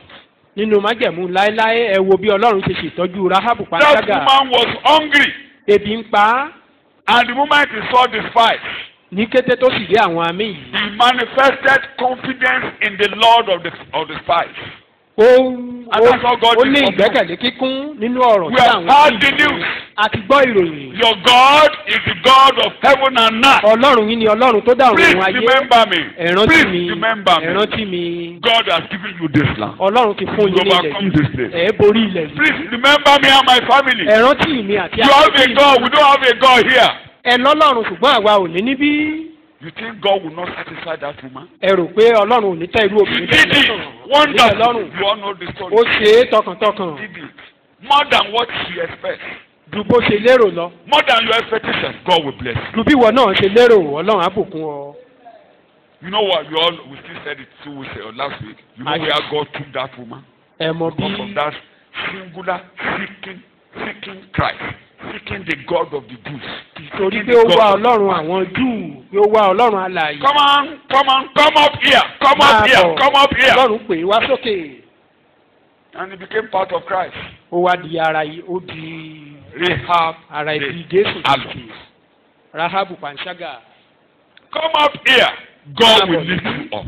Ọlọ́run á gbé ọ dìde. I was saying it on Sunday. You know King Joachim that was in Babylon. Ọba Joakimu ó wà ní Bábílónì. You know Nebuchadnezzar conquered many kings, Ẹ many mọ̀ pé nations. ọba And Nebukadnezar all ló those kings ṣẹ́gun were ọ̀pọ̀lọpọ̀ in orílẹ̀-èdè. captivity in Babylon. Gbogbo wọn sì wà nínú ìgbèkùn ní Bábílónì. And God got up one day. Ọlọ́run kọ̀ dìde They lọ́jọ́ kan. stand upon the kingdom. Ó gbọ́wọ́lé ọba. Joachim, come up. Lòun náà bá lọ pé ọba Joakimu. Seat was lifted above all others. Àwa gbé ipò rẹ̀ ga ju God àwọn will lift akẹgbẹ́ you rẹ̀ lọ. above all others. Ọlọ́run á gbé ìwọ náà ga ju àwọn akẹgbẹ́ rẹ̀ lọ. His seat was lifted above all others. Á gbé ipò tirẹ̀ ga ju àwọn ẹgbẹ́ rẹ̀ lọ. Not only was the king providing for him food on his table, God was giving him daily needs. God will cater for you every day. Kì í ṣe pé ọba ń pèsè oúnjẹ tirẹ̀ fún lórí tábìlì ọba lójoojúmọ́. Ọlọ́run tó tọ́jú rẹ̀ lójoojúmọ́. Heaven, seek Christ. Ẹ Seek wá Jésù. Christ. Salvation of your soul. Ìgbàlà ọkàn rẹ. It's your riches. Òun ní ọrọ̀ rẹ. May God help you. Ọlọ́run ràn wá lọ́wọ́. Because of my time. And his righteousness. Àti òdodo rẹ̀. Blessed are they who hunger and thirst after righteousness, for they shall be filled. Alábùkún. Because of my time, when we talk of his righteousness, Tàbá ń alábùkún fún ni àwọn ẹni tí ebi ń pa àti tí òǹgbẹ ń gbẹ sí ipa òdodo nítorí wọn ó yòó. human beings want to be righteous. Àwọn ènìyàn fẹ́ jẹ́ olódodo. We want to keep the law. We want to do something to be right with God. A fẹ́ ṣe nǹkan kan kí ọ̀nà wa lè tọ́ pẹ̀lú Ọlọ́run. How can I be just? Báwo ni mo ṣe The lè meaning jẹ́ of righteous. olódodo? How can I be right with God? Báwo ni That's ọ̀nà mi righteous. ṣe lè tọ́ How pẹ̀lú Ọlọ́run? can I be right with God? Báwo ni ọ̀nà mi ṣe lè tọ́ pẹ̀lú Ọlọ́run? No human being way can be right with God except Christ. Kò sí ọ̀nà ènìyàn tó lè tọ́ Nobody pẹ̀lú has ever been Ọlọ́run right until Jesus nípasẹ̀ came, Jésù. until the work of redemption was completed. Àfi ìgbà No tí one. a ṣe àparí That's ètò why the Bible ìpadà. says, no one is righteous. No, not one. Òun ni Bíbélì ṣe sọ pé kò Are you sí listening ẹni to tó me? ń ṣe Romans olódodo verse sí 10. ẹnìkan. No one Ìwé Róòmù orí is righteous. ta ẹsẹ̀ No, mẹ́wàá not one. pé kò sí ẹni tí ń ṣe òdodo kò sí ẹyọ ẹnìkan. Quickly. Romans chapter 3, Roman 3. 10. Gẹ́gẹ́ bí a ti gbọ́ pé As As it it is is written, kò sẹ́ni tí ń ṣe olódodo. Yes. none is righteous. Kò sí ẹnìkan. no one. No, not one. No, not one. Kò sí ẹyọ No ẹnìkan. human being is right with God since the day of Adam. No one. Kò sí ènìyàn kan tí ọ̀nà rẹ̀ tọ́ pẹ̀lú Ọlọ́run láti ìgbà Ádámù. God Yes. conclude everybody under sin. Verse 19. Because of my time. Àwa sì mọ̀ pé Yes.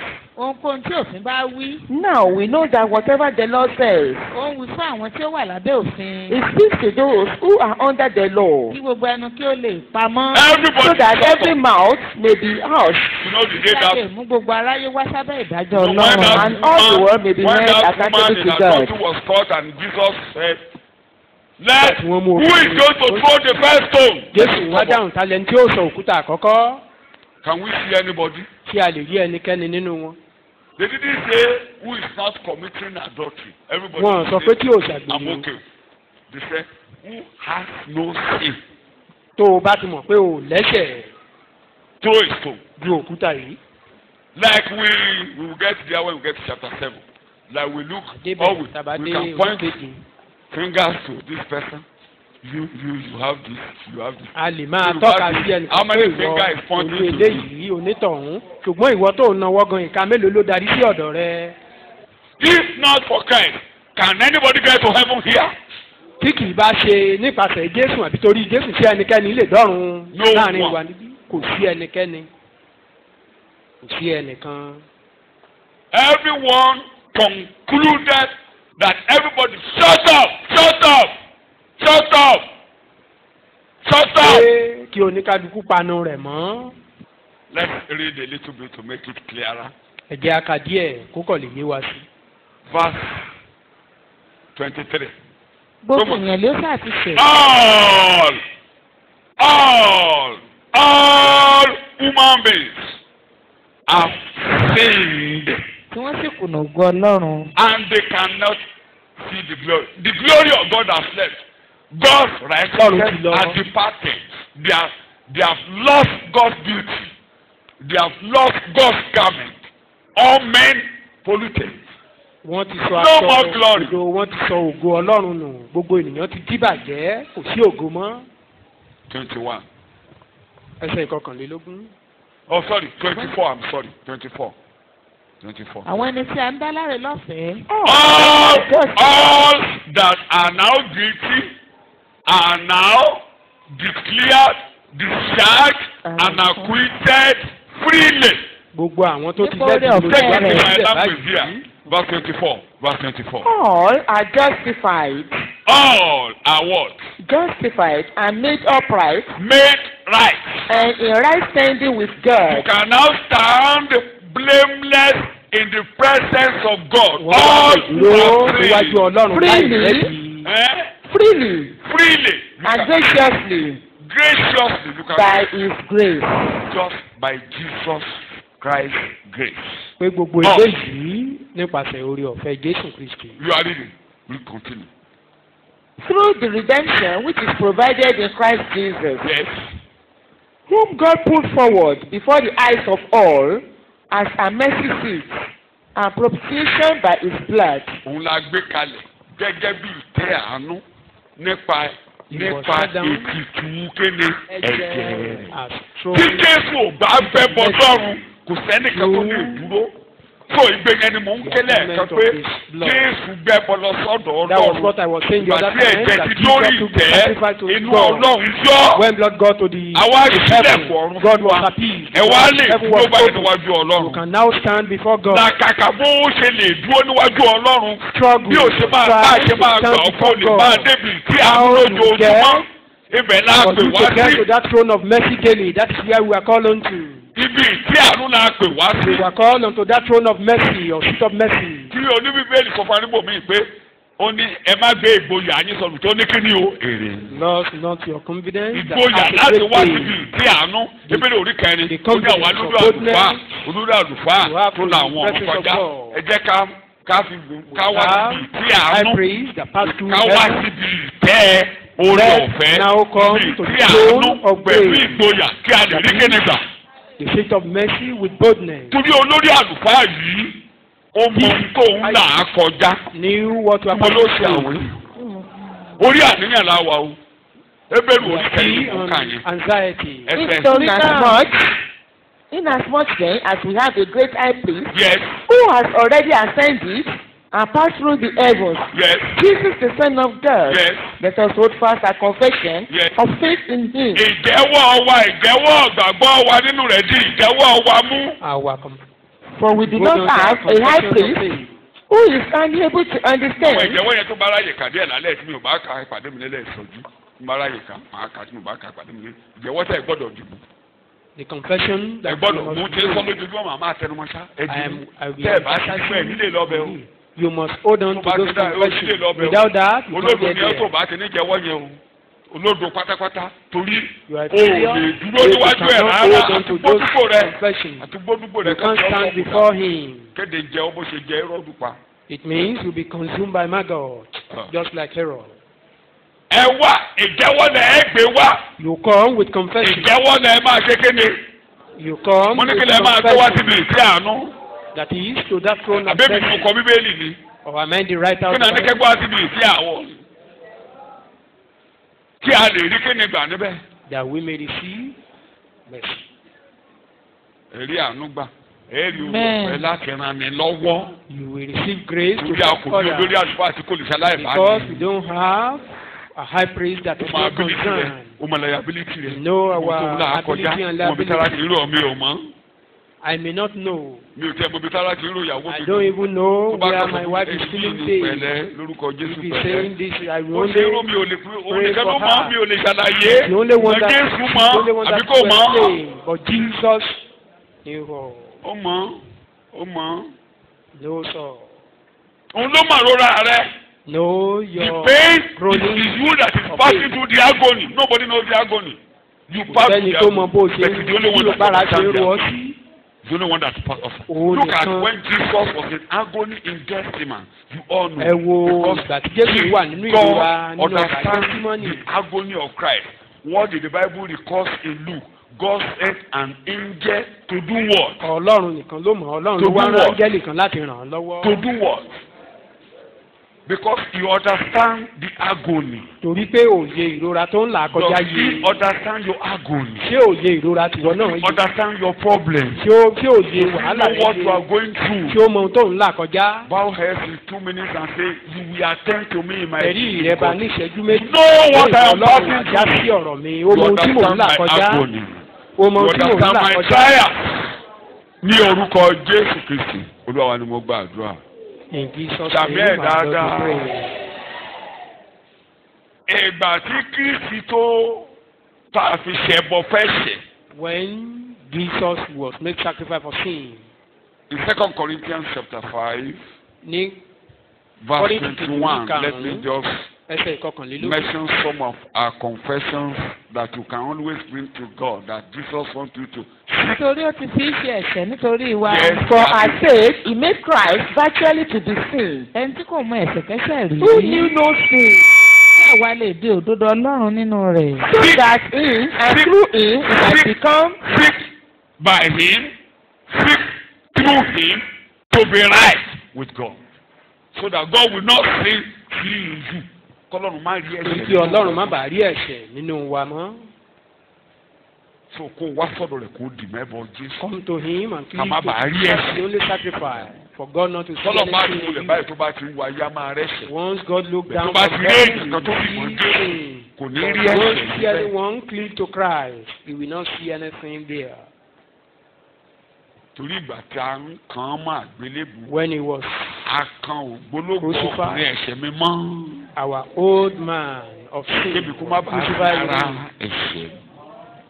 Tó bá ti fi gbé àwa sọ́dọ̀ Jésù tó ń fẹ́rù ẹ̀ṣẹ̀ rẹ kọ sí lọ́rùn máa ń kò ń ṣe pé ṣe ló máa rí tó máa gbèrú lórí rẹ. Tó máa Once gbé ní ìgbàgbọ́ la fi ń surrender ta your sin unto ìgboyà wá. Christ. It's not that you will see him Ìyà carrying ẹ̀ṣẹ̀ your ló load, jẹ́ kò do lẹ́ṣẹ̀. that with hope. Ìyà wàhálà ẹ̀ ló faith, jẹ́ kò rather. lẹ́ṣẹ̀. He suffered for us. He has no Yes. sin. Kò lẹ́ṣẹ̀. He has no sin. Shout hallelujah.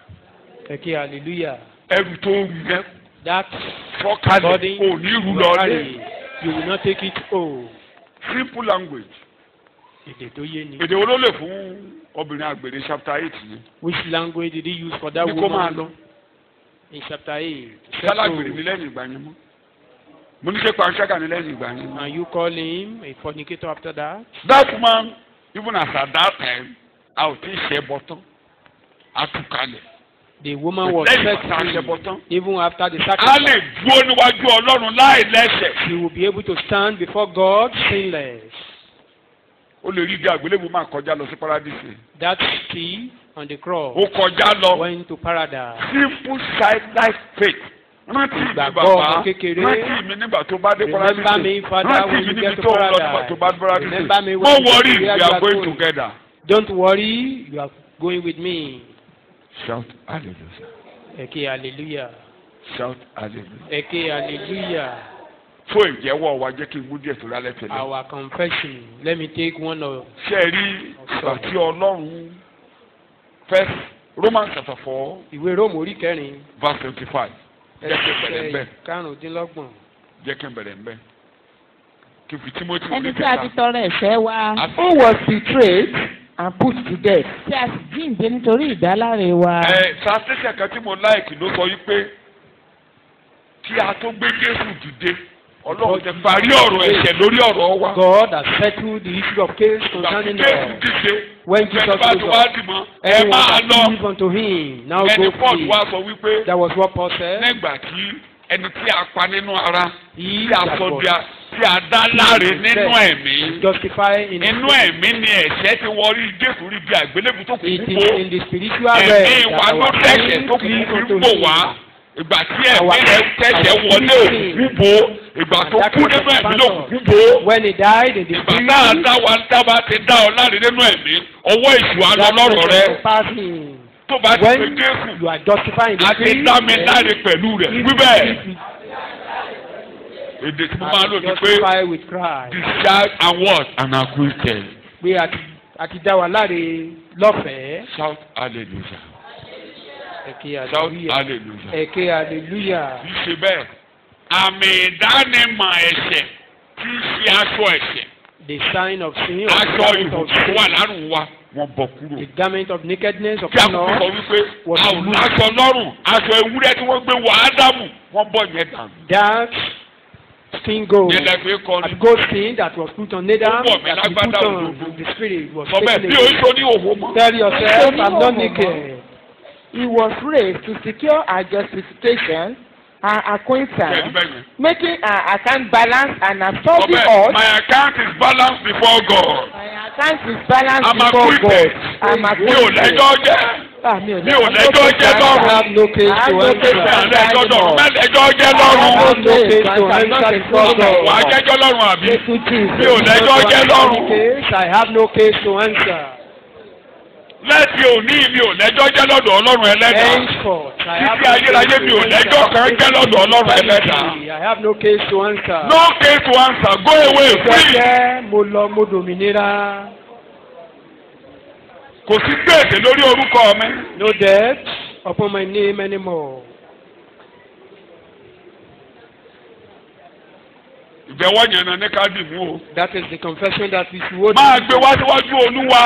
Bring it to the presence of God. Tí ọkàn rẹ bá ti dàrú lórí ohunkóhun. When you are Tó confused bá ti on fẹ́ mú ìkú ẹ̀sìn anything, lọ tó bá ti bọ̀ tí èsì bá ti fẹ́ máa dá olóró sọ pé o ṣé o bàbá. when Mi Satan ò lẹ́jọ́ jẹ́ wants lọ́dọ̀ rẹ o. to torment Mi you ò on lẹ́jọ́ jẹ́ anything, lọ́dọ̀ rẹ o. thank God and tell him Torí that ẹ̀jẹ̀ ń bẹ God, lórí I have no pẹpẹ. case to answer because there O is ò dá blood mi on the lẹ́bi altar. bàbá. You've not Mi ò ṣo ní òhò. I'm not naked. Mi ò ṣo ní òhò. I'm not naked Mi ò again. gbàjọ ewúrẹ́ wá sọ́dọ̀ rẹ. I didn't come to your Ó ti dá mi presence. láre. Single. Ọmọ ni mí lọ́dọ̀ rẹ. You've justified me. I've been shown before you.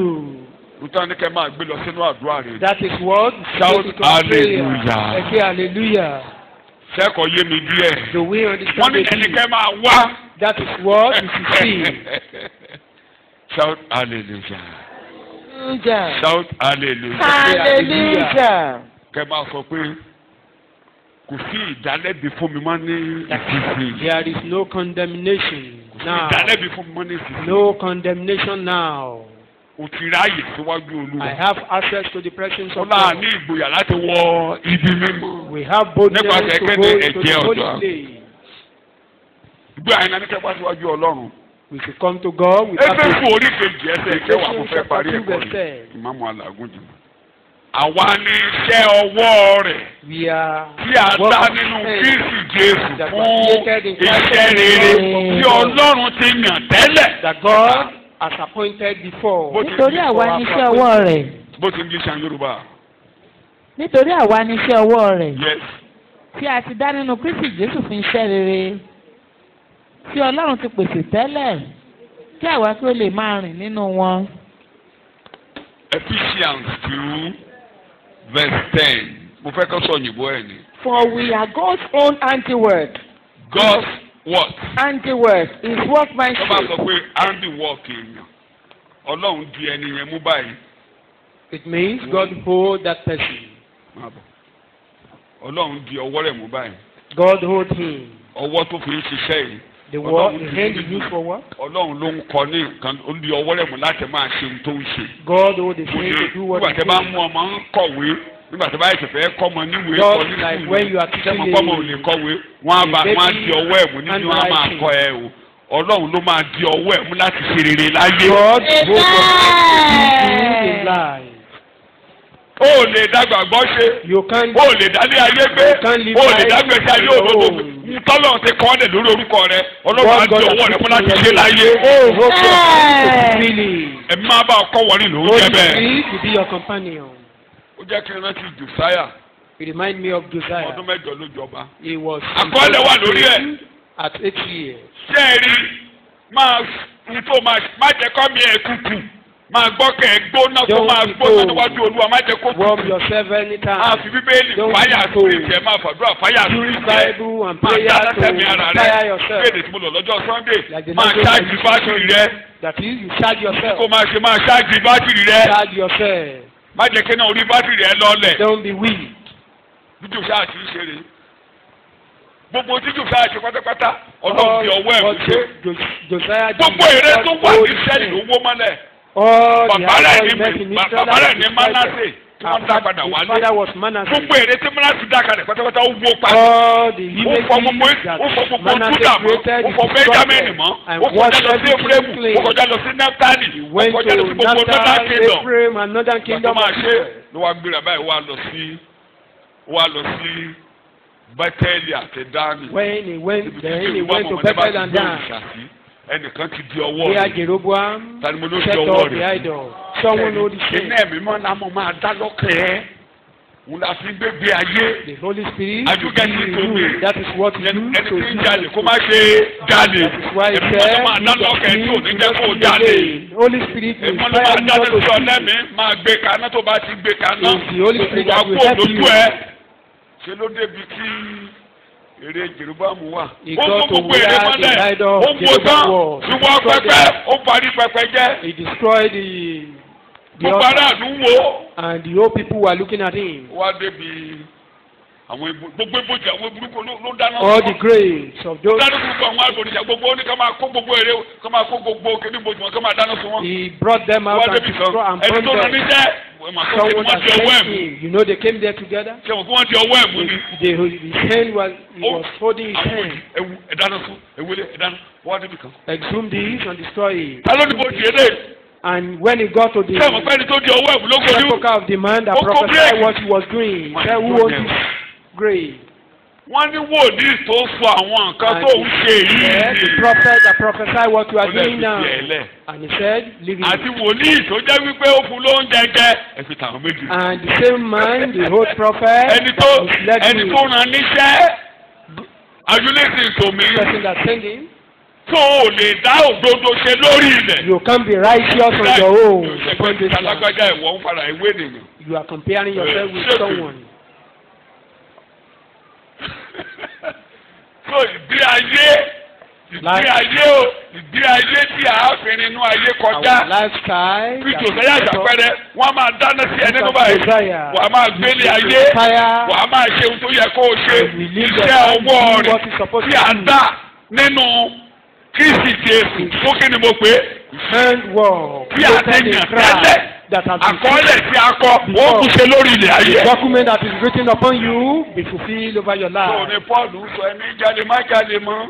That is what Paul was telling us. Ẹ bá kàdé lè ẹ̀rí ní gbogbo ẹgbẹ́ That sọ̀rọ̀ he do not steal oníbẹ̀ bá ti again. gbóhùn rẹ̀ tó bá dé pé ìyá ti gbóhùn rẹ̀ nítorí náà ní tiwa àtijọ́ God is ẹ̀ going- bílẹ̀. Truly, you have to forsake all those old Ọkùnrin tí ò characters. láìkì obìnrin bó o fẹ́ yàwó tó dáa jù láyé wà á tó lẹ́nu ní tó dáa. The most beautiful wife in the world, you will see another one that is beautiful than Bó o her. kọ́lé kan tó dáa wà á tó lé tó dáa jù lé rẹ̀. A beautiful house, you Ìgbẹ́ni will tó see another dáná house sí that ọdún is tó bá not ti beautiful. ṣáàjì bátìrì rẹ̀. But when Agbójú kúrò ní. the person that is inspiring you always, you won't bother Nígbà about tí kò ṣe ló yourself. máa gbóná láyà rẹ̀. What you want jẹ́ to kó ṣe ṣe kú ṣe. do will be hot in your heart. That won't allow you to do any other thing. Bí èdè sẹ́mi mọ́lò lẹ́nu ọjọ́ mẹ́ta Like nù the language the Holy ó Spirit. ní ẹgbàgbé ìṣẹ́ táwọn Buhari àtàwọn gbogbo arẹgbẹ́ ń ṣe He pátápátá said, forget ó lọ what tí mo is ní kẹ́ wá done, ṣáà ní kẹ́ bá mi bójútó Say what I've Are you sent listening you to me? doing. tó bá ti ń ṣe ohun tá à ní kó o ṣe lórí Once you are doing ó what láì God tó sent yẹ̀yẹ́ you, you won't have time for rubbish. ó ráyè fún mọ̀nàtù. You will not have time for rubbish. Kó tó ka bẹ́ẹ̀lì. Kó tó Because ka you bẹ́ẹ̀lì read o tó jọ́sìn. You worship O fẹ́ tíráì kó ka bẹ́ẹ̀lì. You Ẹ want wá to ìjọba try? Ọlọ́run àti òdodo rẹ̀. and read Bible, People the like kingdom to of hear. God and His righteousness. Ó dà jẹ́ kí mi dà sí ìdánwò. Ẹ̀yin mélòó ló ti ka bẹ́ẹ̀lì dé 80% lọ́dún yìí? Tó ti kù díẹ̀ kẹ́kàá tán. How many of you have got to the maybe read Mélòó ló ka dé ìdájí? 80%, Tẹ̀lé ka bẹ́ẹ̀lì dé ìdájí. Tó omi How kọ́ many of ọ̀gọ̀rọ̀ yóò lè ka bẹ́ẹ̀lì read lọ́dún rárá. half of the Bible? Ẹ ti kà dé 3/4. Today is November 6. Ìní ni ọjọ́ kẹfà oṣù kọkànlá. Alábàjọ tó jẹ́ pé ọkàn yín fi ń gbóná. Ee mẹ́kẹ̀lá aṣọ ọdún ló ṣe ń béèrè aṣọ ọdún. No wonder you are anxious about the Ẹ tètè wá ìjọba Ọlọ́run àti òdodo rẹ̀. the kingdom of God and His righteousness. How many chapters do you read per day? Mo sọ pé torí pé mo ti rìtáyà pẹ̀lú torí pé mi ò ṣe sí ara. Don't say Bí mo ṣe ń because lo ayé mi I'm kí n tó not. gbàgbọ́ nìyẹn. I create time to read the Bible. That is what Even when I was a before I student, believe. màá jí láàrin òru. When I was a student, I woke up in the student ló night. tẹ̀ ráyè jù. The students that have much time. Láti ráyè. Gba gbéyàwó ní ààyè òsì kó tó. Má bínú pé mo máa ń lo àwọn Adéolú Akínsàyà. Kó o tó tọ́jú ìyàwó. Kó o tó ronú aṣọ. Ọkọ ni ó ra aṣọ ẹbí.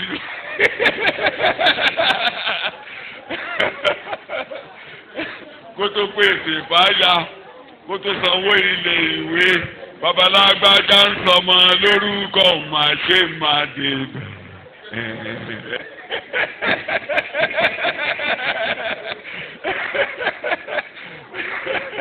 Shout hallelujah. Okay, hallelujah. So kí ni mò ń mú jáde bẹ́ẹ̀ ni What are you wípé trying to bring out there? create time and read the Bible. Ọkàlẹ̀ àgbẹ̀ná. Kàbíbélì, you be Tó bá inspired. ka bẹ́ẹ̀ni ọkàlẹ̀ àgbọ̀ná níbi When you bẹ́ẹ̀ni read jáde. Bible, you be inspired Bí èdè right pásọ from bá there. jọ tó máa lọ One lórí of the language of our wàá máa pastor gálọ̀pù lọ, to be wàá máa galloping gálọ̀pù while you láyé are fún going. yẹ̀yẹ́. To the glory of God, mo máa ń gálọ̀pù lọ. Lórí ọ̀fẹ́ Ọlọ́run nígbà Mi ò láṣọ méjì nígbà míì. olùkọ́, I don't have two shirts at a time. Nǹkan tó ní kí n wá ṣe láyé ló ká mi lára. What I was sent to do, My colleagues gave me highly several concerned advice. about it. Nígbà tí a ń ralẹ̀ tán àwọn kan gbọ́ pé a ń ralẹ̀ ṣọ́ọ̀ṣì ó ní pásọ̀ ṣètò lẹ̀ tiẹ̀ kọ́ tiẹ̀ ní When we àkọ́kọ́. bought the land, this land, some people were Wọ́n ní telling me ṣọ́ọ̀ṣì I should gbogbo buy my own ènìyàn personal ṣọ́ọ̀ṣì land. gbogbo ènìyàn kò wọ̀ mí létí torí mo ti gbé ọkàn mi I don't kánú. leave it to them. Mo ti because ṣáàjì bátìrì. I've charged my battery already concerning what God has given unto me. Kò kàn mí. I'm less concerned. Ṣé mẹ́rin lẹ́bẹ̀ẹ́? Didn't I have land now? Èmi kọ́ ló dẹ̀ rà. I'm not even the one. I One was naira not the mi one ọ̀nà that lórí bought ilẹ̀ it. lẹ́yìn. Gbogbo onímọ̀ mo ti sọ lójú yín rí. Ẹnìkan ló gbé mi lọ ọbẹ̀. Tó ní kí wá Somebody wò just took ó ti me kó there. búlọ́ọ̀kì sí. Ó ti The kó block búlọ́ọ̀kì is sí. there already. Ó ní tó wù mí. He said, "Do I Láti like it?" láìkì ẹ̀ ó ní kí wàá máa kọ́. Ready? He said, "If I Ó ti like sọ fọ́ yà, ó ti sọ it, fọ́ yà rẹ̀. you start." Ó dà mo ní lọ bá lọ́ọ̀yà mo mú lọ bá lọ́ọ̀yà mi. And I said, lọ "Go ṣe to ìwé. the lawyer." Ó lọ Prepare the àti lọ́ọ̀yà paper. wa máa rí mi gan ló ṣàlàyé. Lọ́ọ̀yà ní àwọn ó lóun mọ̀ pé ó ní bàbá ó lẹ̀ tóbi o ó ní kọ́tọ́ ọmọ yẹn ń bá òun fọ́ lágbára. He said, "Man of God, you are so great. That what that brother told me is so powerful." Wọ́n ti ṣèwé ilẹ̀ nìyí. Ìnáwó á gbé òlé mi lọ́wọ́. They just prepared Man, the paper and they gave it to me. They started building the house. Ìdí á wá orí ni mo ń bọ̀. Good thing we located. Ẹ tètè wá kí ni mo gbé ìjọba The kingdom of àti God. kí ni mo gbé òdodo rẹ̀. Righteousness. Nígbà tá a ṣiṣẹ́ yẹn mi ò fi bú wọn wọ́n ráwọn tó jẹ́ pé mo rí ẹni tá a jọjọ ṣiṣẹ́ tó jẹ́ pé níbi tó ti ń kọ́lé oúnjẹ ẹrù fún tí mo mọ̀ àwọn pọtí ìyàgbẹ́ skul tán jí gbé. Some of my colleagues, when they were building their house, they steal some school property just because of building. Mo ti gbẹ́mí mi kaná. I've inspired Ìyàwó mi sọ myself. lẹ́nu ọjọ́ mẹ́ta I yìí. was discussing it I with my was wife the recently. director of electricity electronics. Mo ra fluorescent jọ mo ra orí Èmi ni adarí àwọn ètò pé kí iná mi nílé tẹ̀lé ilé gbàtí ìwé mo ń lọ yẹn kí mi I kó bought fi many fluorescent fluorescent. mi gbogbo ẹ̀ I náà máa find máa my tó bí lè yẹn ṣe jó ni mo lẹ́mìí mi á máa sọ pé èrù tí mo kó màlúù jó léyìí. That was how Àbẹ́ ìṣe bẹ́ẹ̀ ló máa máa dín lọ́kàn mi. And my spirit Ẹ̀mí mi á máa sọ pé èrù elérù tó kó ló tó léyìí. that all what I sold was Àbẹ́ ìṣe bẹ́ẹ̀ because lọ́kàn of mi this á máa fire. dún. Tètè wá kí ni mo gbé. See the kingdom Àti of kí ni God máa wá sí òdodo rẹ̀. righteousness. Olúwa tọ́jú ẹ̀ àwẹ̀. God will take care of you. Olúwa tọ́jú ẹ̀ àwẹ̀. God will take care of you. Iṣẹ́ ọwọ́ rẹ̀. His Nínú Kristi handwork in Christ. Ọlọ́run á diwọ́ rẹ̀ mú. God will hold Gbogbo your hand. àkọọ́lẹ̀ Ọlọ́run lórí ẹ̀ yóò ṣẹ lórúkọ Jésù. Document Jẹ́ ká gbàdúrà what lórúkọ God has Jésù for kò lọ. you Nípàdé to mi come ní to ìsọjí pass lọ́la. over your life. Meet me at the crusade ground tomorrow. Oore ọ̀fẹ́ Jésù Kristi Olúwa wa, ìfẹ́ máa ti Ọlọ́run, ìdápọ̀ tí ẹ̀mí mímọ́ kí ó máa bá wa lọ, kí ó dì wá mú. Jésù Olúwa wa. Ẹ kí hallelujah! Ẹ kí hallelujah! Ẹ kí hallelujah! Hallelujah.